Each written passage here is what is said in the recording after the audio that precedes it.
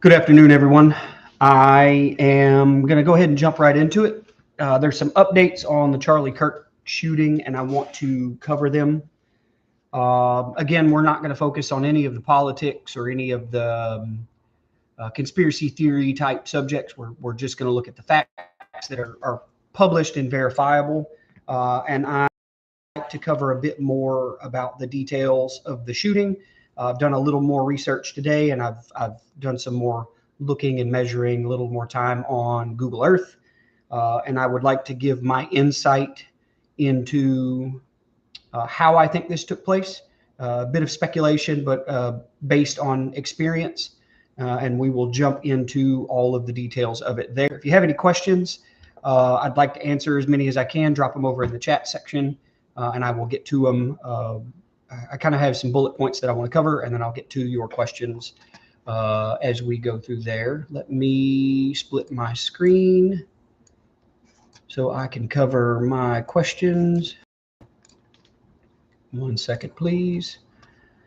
Thank you all for joining. For those of you that are here, so just an update of what we know. Identified a person of interest, a suspect, if you will. I watched a bunch of news this morning as I was having coffee and having a conversation with a friend of mine. A cousin and I were on the phone having a conversation, and so I watched a bunch of the kind of current press release. I've been watching the updated timeline.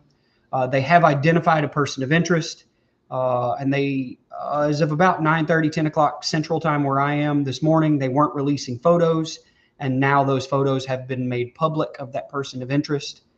The kind of the bullet points that they have released, they have identified a person as a person of interest, roughly a college age male, kind of like we talked about last night in the live stream. I think we all kind of expect kind of a specific type of person to conduct this extremely heinous act. And so approximately college age male. The initial police reports that were put out was that he was wearing black clothing from the roof. He was seen running along the roof trying to escape. Originally this morning, like I said, about 9:30, 10 o'clock, they said that they had identified what they suspected was the weapon used. They didn't release any details other than it was a bolt action rifle. Again, like we discussed in last night's live stream, based on the single shot and based on the sound of the report, I was a firm believer that this is a rifle that somebody already owned, and a bolt action rifle fit the bill for the distance that was fired at. In that original statement that was done by the special agent in charge for the Utah field office and maybe OIG, or I forget the title of the other individual that was in the press release, they said they identified a bolt action rifle that had been recovered in a wooded area near where they believe the suspect fled to. And later reports, ABC and I want to say CNN covered it, said that it was a Mauser type action in 30-06 and that it was wrapped in a towel. It's my experience. Again, I'm an FFL holder and a gunsmith, and so I deal with the ATF on a regular basis, and I deal with the FBI doing background checks. It's been my experience that not all agents in those organizations are gun people per se. And so I'll give you an example. I had a firearm come in a couple of years ago now that was supposed to be registered as an AOW, and it was never registered in that time period, the grace period that was allowed for it. And I had to speak to several ATF agents and in industry investors before I found somebody who understood what it was I was talking about and the nature of it. Said they're not necessarily always gun people. And law enforcement community, a lot of police officers are familiar with their duty weapon and weapons that they own, but not necessarily all platforms. So when they say it is a Mauser type rifle and it is in 30-06, it is very likely that it is not in fact a Mauser, but another military surplus gun that's similar to a Mauser, and that it could be in 303, 7.62 by 54R. It could be in a myriad of calibers. that fit in that bill of milsurp rifles. There was no mention that I could find of it being scoped, but that highlighted term that the news media likes to use is high power rifle. I want to talk about the term high power rifle and what it doesn't define. There isn't a metric that goes along with that term.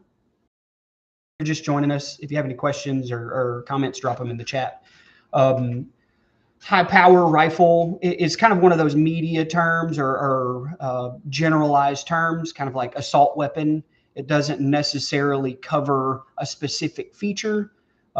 From the gun industry side, the hunting side, when we talk about high power rifle, the majority of the big game hunters that I know, when you say high power, they're talking about large caliber, 300 Win Mag, Ultra Mags, the belted magnums, and larger. High power doesn't necessarily indicate a specific diameter or caliber of bullet or a specific foot per second or muzzle energy. But like we talked about in last night's live stream, I am a hunting style rifle and a hunting rifle caliber.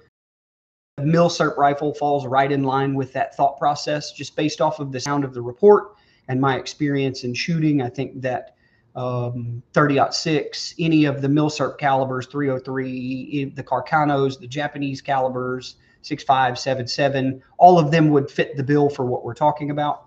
But like Born Joker said, yeah, suffice it to say, a hunting rifle, I think we can all generally agree that this is that type of rifle that we're talking about, and that it's not necessarily high power, but maybe in a hunting or sporting caliber. So 30 caliber ballpark. 308 is kind of the benchmark that we used in last night's live stream.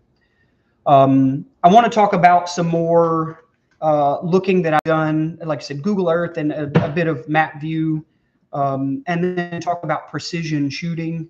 Not that I think that this shooter is necessarily a marksman or a sniper or whatever term we want to coin it, but I do think that he has some familiarity and some proficiency in marksmanship and shooting at distance. The Associated Press, ABC News, CNN, most of the major news media outlets are kind of alluding to the fact that he was on top of the, give me a second, I'm going to pull the name of this building, Low C building. It's kind of an X shape, if you will. But if this individual is on the roof of this building, from where he could see the canopy that Charlie Kirk was sitting under, it is about 130 meters-ish ballpark. Google Earth gives you a rough number, but I put it at about 130 meters, we'll call it, for a round figure. And at 130 meters, it's not an incredibly far shot, but we have to take the angle that the shot is taken from. So Jeff, the link that I will point you to, they haven't named the individual, and it was posted at 11:49 a.m. FBI releases images of person of interest amid manhunt for Charlie Kirk's killer. Like I said, they have released 2 images that I know of the suspect, and they're kind of a grainy security camera style footage, but they're pretty easy to identify. Key characteristics like we would talk about in when you're identifying somebody like a shooter like this. Let's see. I'm going to pull this article up for you. So there we go. These are the images that I'm talking about. Pretty easy to identify key features of this white male, average build, I'd say 150, 160 pounds, average height, and then articles of clothing. You can't readily what's on a shirt, but I think that a little work with AI and you could pretty easily identify what the shirt is, not that it's going to lead to an arrest per se. So let's talk about the angle and the facts behind the shot. So, Bourne, some people were discussing if it was a professional. I don't feel a professional would even use a gun most of the time. And yeah, that person in that photo in all honesty, is a pretty generic looking individual. But in events like this, the earlier they push these photos and law enforcement gets this information out to the public, somebody knows this individual. And the more it's in the news and the more it's on social media and it's shared, thus the reason I'm making this video and live streaming, the more people who see this person, somebody's going to identify him. Somebody knows who this is. They went to school with him. They play golf with him. They shoot with him recreationally at their local range. And so the photos that are released, they don't mean a lot to somebody who doesn't know him, but eventually somebody who sees those pictures is going to know him, and they're going to pick up the phone and call the FBI. But the angle of the shot, let me get back to that. So let me jump over to Google Earth, and I am going to give you my view. And so behind this row of buildings here in the foreground, in this lower depressed area, is where the canopy was that Charlie Kirk was seated at. And then the suspect is believed to have fired from the roof of this building here. There is a video circulating on social media showing what appears to be a person running the ridge of this roof line right here. And it would appear that he is on this end. Let me zoom in a little for you. He appears to be starting somewhere in here and then running towards the direction of this little abutment or protrusion on the face of the building, heading back this direction. It's kind of that video, if it is in fact the person that we're discussing, or the suspect or the suspected shooter. I think that it's pretty indicative that this is where the shot came from. I don't think that a lot of people would argue that. If you look at the elevation, again, I'm using Google Earth, which isn't the most accurate, but it puts the roof of this building at about 1,410 meters, a little over 1,410 meters above sea level. And then it puts the place where Charlie Kirk was seated at about 1,399 meters sea level. That angle over that distance, we talk about the cosine of the angle cosine, is about 40 to 45 degrees. It's a pretty steep downward angle. When you talk about shooting from an angled position, you have to understand that point of aim and point of impact are different.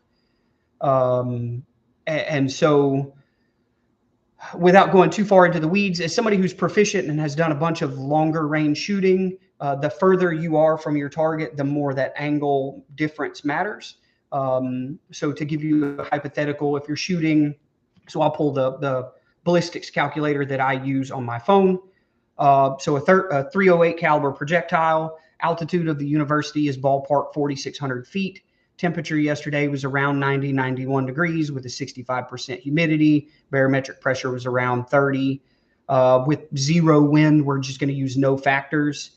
A 500-yard shot, or a 500 meter, excuse me, shot at that angle of about 45 degrees is about a difference. Well, for every 100 yards you increase, that MOA is essentially an inch. And so your point of aim and point of impact are completely different. We're talking about 130 meters. It's not an incredibly, there's not a huge point of aim, point of impact. But in my mind, it does kind of help account for the fact that Charlie Kirk was hit in the neck area, kind of high on the collarbone. This individual was probably either aiming center mass and hit a bit high because he's shooting down, versus aiming at the forehead and hitting him in the neck. It's my assumption based off of the experience that I have.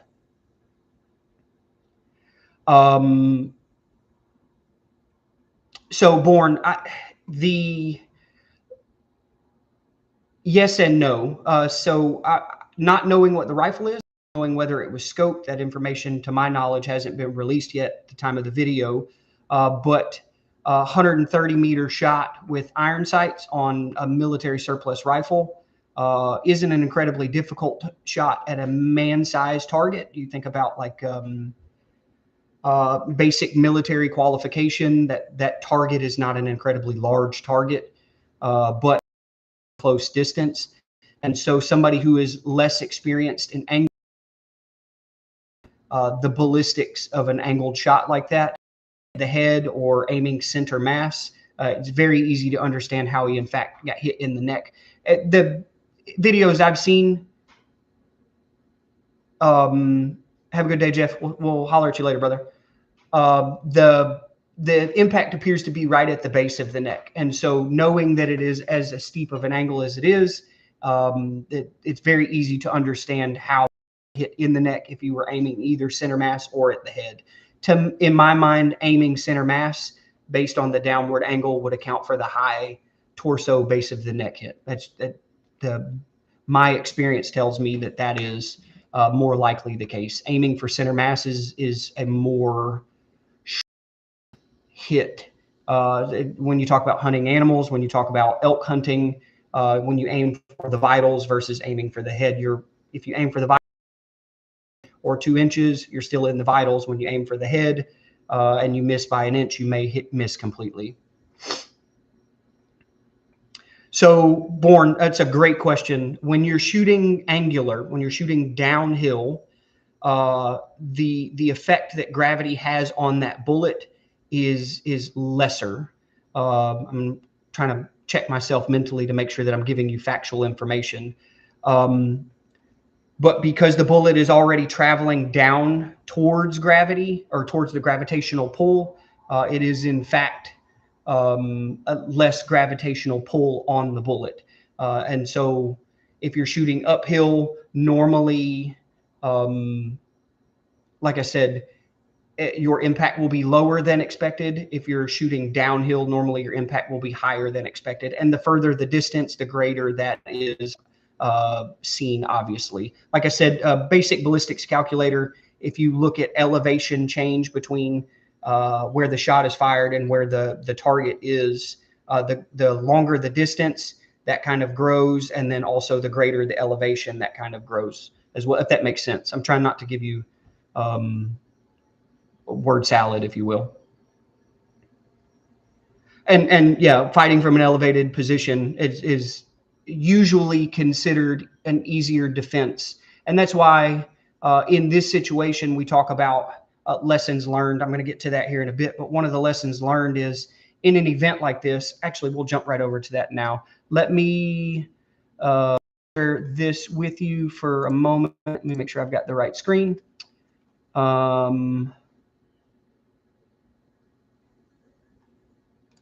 And I need to. So if we go to the Turning Point USA website, obviously the American Comeback Tour is named, and here on when you click on UVU, it specifically says the time that it's going to be held, 12 p.m. and in the UVU courtyard. Well, if you click over to, let me give you another screen. A Google search of the UVU courtyard, the top image that comes up is literally a picture of where this event happened and the steps. It's not incredibly difficult for a person with basic understanding to say, hey, it's going to be in the UVU courtyard, but also to look where the courtyard is. And then you jump over to like the parking map, UVU website. Give me a second. Allow this to load. Clear out all of that. But it's easy to see from the university website where the parking structures are.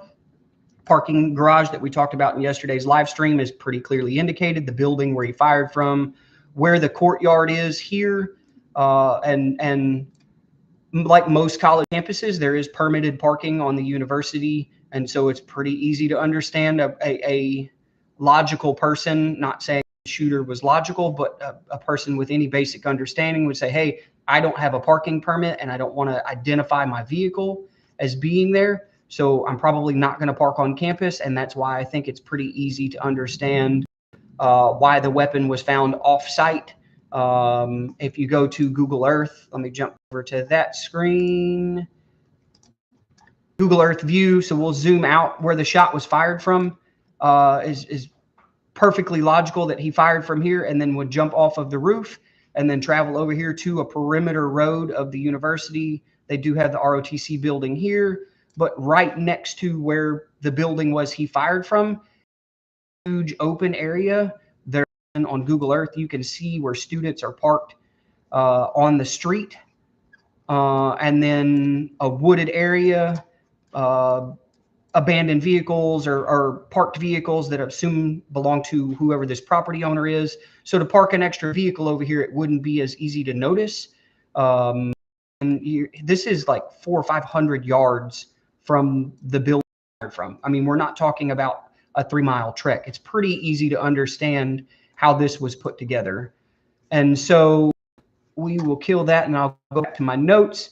I said that the angled shot,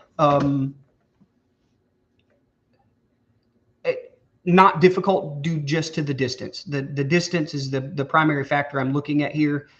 Even being at a steep 40 or 45 degree angle, which is a lot steeper than most people might imagine. But even being a steep angle at that short of a distance, like I said, this doesn't take somebody who is incredibly experienced, but it definitely, to identify a building to shoot from and know, hey, I can see, this is definitely premeditated, we'll say that. I can see where he's going to be from where I want to shoot from, that downward angle, and understanding, hey, I need to aim center mass, or at what we would call like name tape defilade. I can completely understand how this person arrived on the roof that he arrived on, and where the shot was fired from. I can even understand the research that he did. It took me 10 minutes to pull this stuff up on Google Earth and to understand the layout of the buildings around, where the event was going to be. Like I said, it's published on Turning Point USA's website. So let's talk about what safety protocols can be learned from this, where kind of the failure points are, if you would, from a security perspective, and what could be implemented moving forward. Clearly, an outdoor venue is more dangerous than an indoor venue, based strictly on the fact that there are 4 or 5 buildings in the perimeter of where this courtyard is, where a shooter could have been placed, or could be placed, excuse me. One of the early messages I got yesterday, right after I found out about this happening, was from an individual who has 0 shooting experience. She is a large fan and proponent of Charlie Kirk and was absolutely heartbroken like the rest of us. I think this is a completely unjustified and terrible way to convey a message. But she asked, how does this person get there? And where do they shoot from? How do they understand that? I'm a guy with a lot of shooting experience. And I would say that it doesn't take a huge level of understanding of ballistics to accomplish what has been done here. I don't want to give any credit to the shooter, but I think he is comfortable and familiar with firearms and has done a good bit of shooting, but I by no means am saying that he is a designated marksman or a trained sniper. I would think that's actually probably not likely, based off of how close he was. That may strictly be based on the building. But from security understanding, what can we learn? Clearly, all of the major news outlets say 6 to 8 university officers were on there at the event, but an event that has 3,000 people signed up to attend in a university with 40 or 45,000 students enrolled, faculty, staff, things of that nature. There's obviously way too many people. I heard a news report this morning. I don't have a source for it, so I'm not going to give you any names or anything like that. But a gentleman said he attended the event, and as he realized he was getting out of the vehicle, he still had his concealed carry weapon with him. He left it in the vehicle, fully expecting that he would have to go through some form of security to get to the event, and then was surprised to find out that he did not, in fact, have to do that. But Obviously, additional layers of security for high-profile events like this. Obviously, Charlie Kirk isn't a foreign dignitary, but he is a celebrity and he is a political personality, and clearly more security was needed. Being on a college campus changes how that's approached. Obviously, trained counter snipers on the roof of a university can be a frowned upon thing, and seeing how many people were there for the event and students in classes on the campus, minimizing the risk. If this person missed, it would have been incredibly easy to hit an innocent bystander, and even Charlie Kirk being an innocent person. But one missed shot could clearly have hit multiple other people. And so increasing the security in the form of limiting rooftop access, I think that is absolutely critical. How the university would implement that is kind of subject I would love to discuss. But I think that the multiple Google images I've seen, or Google Earth images I've seen, and kind of overlays drone shots after the fact, there are several buildings in an immediate vicinity with rooftop access via elevator service areas or ladders getting onto rooftops. I worked offshore for a bit of time, and in those environments, all of the ladders had restrictors on them. So a cage that would prevent somebody from climbing the ladder without a key to unlock that cage, things of that nature. Again, that would take a lot of foreplanning and some funding. Obviously, the university having maybe a month's worth of notice. This isn't something that they considered to be a potential, but moving forward, I think hosting these events in a more controllable atmosphere where people can't be on the rooftop or from a third-story window, things that need to be considered for future events. Crowd control. It breaks my heart to watch these videos from this event and to see 18, 19, 20-year-old college students fleeing for their life, not knowing what's going on. It's easy to understand how somebody would get trampled or knocked down. And so having emergency evacuation plans in place and staff there to facilitate that, I think, is critical. From a parent's perspective, I would much rather my kid not attend an event like this, just knowing the profile that they have in the world that we live in. But if your child was going to attend this, giving them a basic knowledge of what to do in an active shooter situation, and how to protect themselves and to get away from that situation, I think is very important. Let's talk about the forensic evidence. If you have any questions, drop them in the chat. There are a bunch of you who jumped on where I want to talk about facts and then my experience that leads me to kind of my understanding of the event. But if you have any questions, I'd love to answer them for you. But forensic evidence, it's pretty clear that there's video footage and photo footage of the suspect at this time. But the special agent in charge for the Utah office clearly said that there are footprints and I think a forearm print, shoe prints or shoe print impressions taken from the suspect. But I watched a news article. I didn't sleep a lot last night, and I watched a news report at 2 a.m. And the anchor was standing in the courtyard where the shooting took place, and there was some crime scene tape and a sheriff's deputy and patrol car there, and that appeared to be it for the security. So in the event that there was any evidence that was missed, there's obviously a lot of debris and items that were dropped by people that were present at the event when the shooting took place. And so that kind of confuses the evidence gathering process. But there's some crime scene tape on the roof of the building where they believe the suspect fired from. But if there is any evidence that hasn't been gathered at this point, the crime scene appears to be fairly open from what I've seen. The anchor that I saw, I believe it was NBC, said that when they arrived at the university, there was an increased security presence at all of the main entryways to the university. But outside of that, in the university, there really security presence or law enforcement presence there, which is a bit strange to me. but that also tells me that they're done gathering the evidence that they feel is pertinent. The article that I alluded to over on ABC that does reference the rifle, let me make sure I'm telling you correctly. It clearly says, I'm going to read it word for word for you. It says the spent cartridge was still chambered and 3 unspent cartridges contained.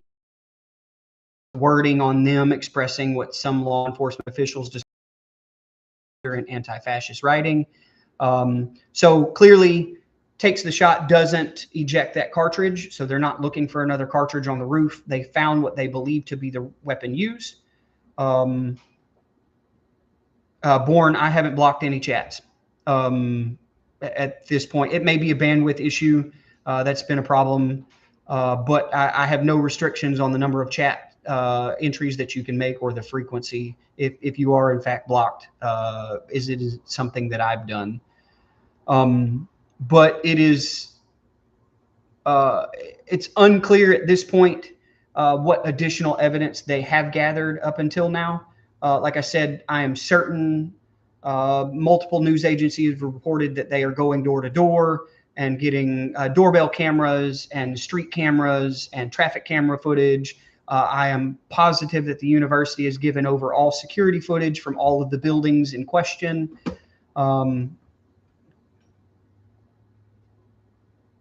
It would appear that from the university's perspective, or on university from that perspective, that they're done with their evidence gathering.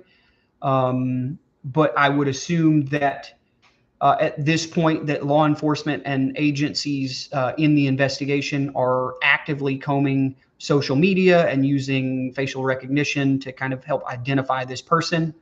I will say that, like we said earlier in the live stream, the pictures that somebody knows this individual, they're going to see that on the news and they're going to say, oh, I know that guy. That's such and such. I know him from here. And that's how this person is going to be identified positively. And so if you do in fact see these images and you're watching this for some reason, pick up the phone and call, and let's get this person at least in custody so that way they can question him and exclude him, or confirm that he is in fact the shooter.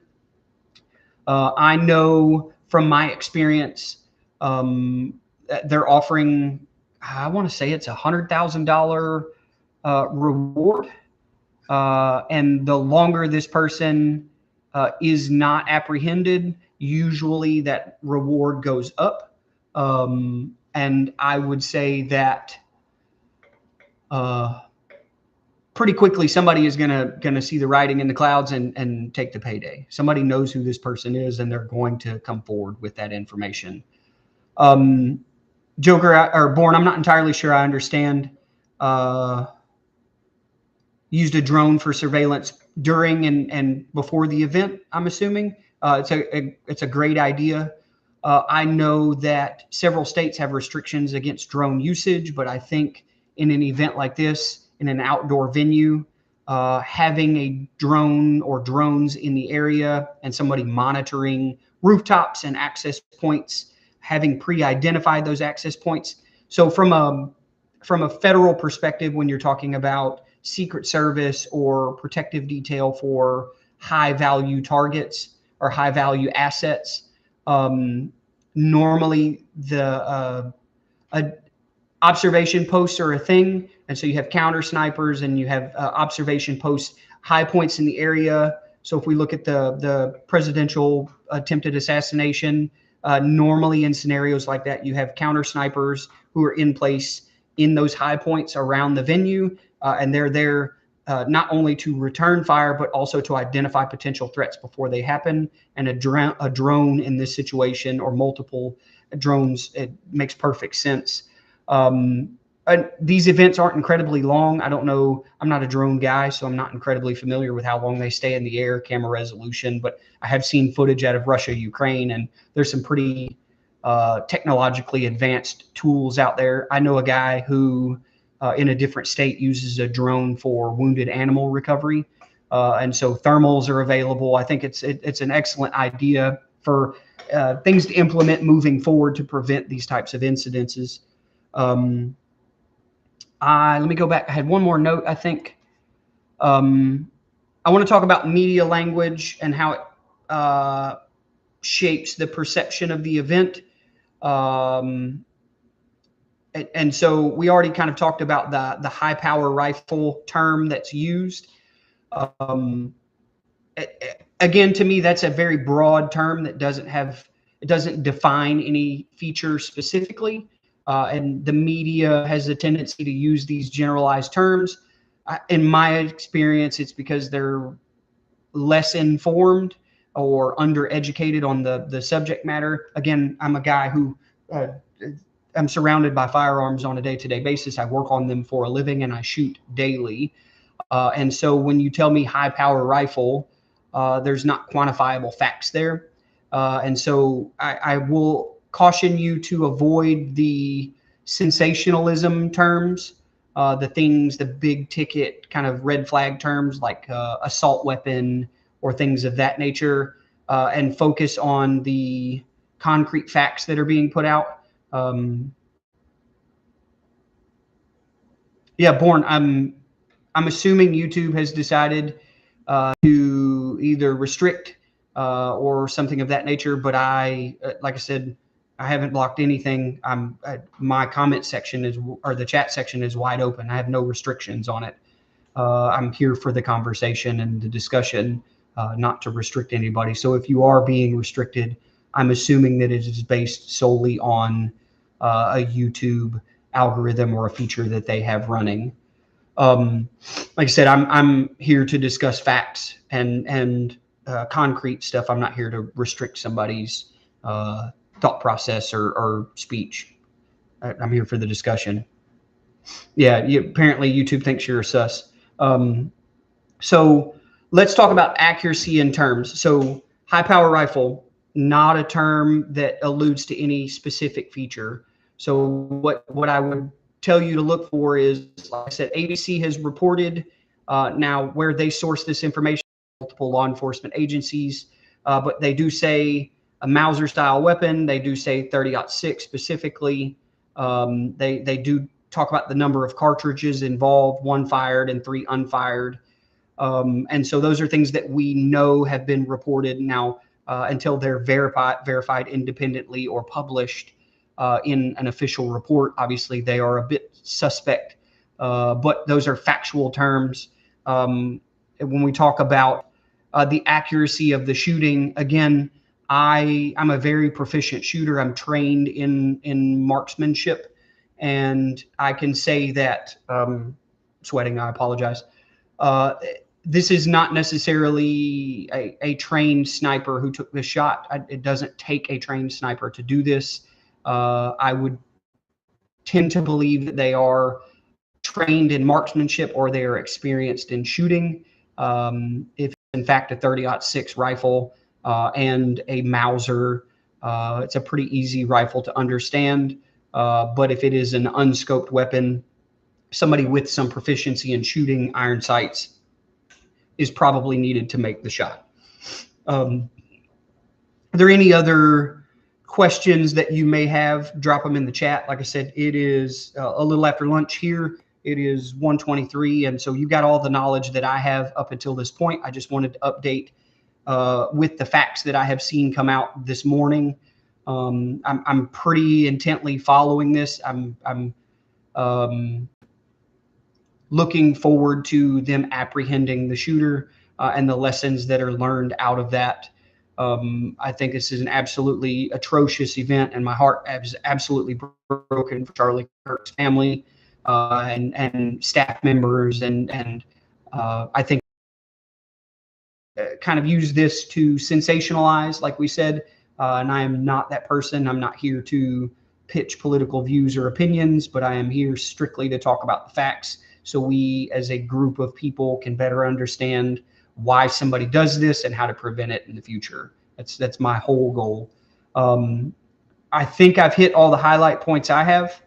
If you have any additional questions, I'm going to drop this live stream over on the channel. Drop them in the comment section. The video I put last night, there are a couple people who have, how do I want to phrase this? They don't bring anything beneficial to the conversation. They're just there to comment on their opinions or their views.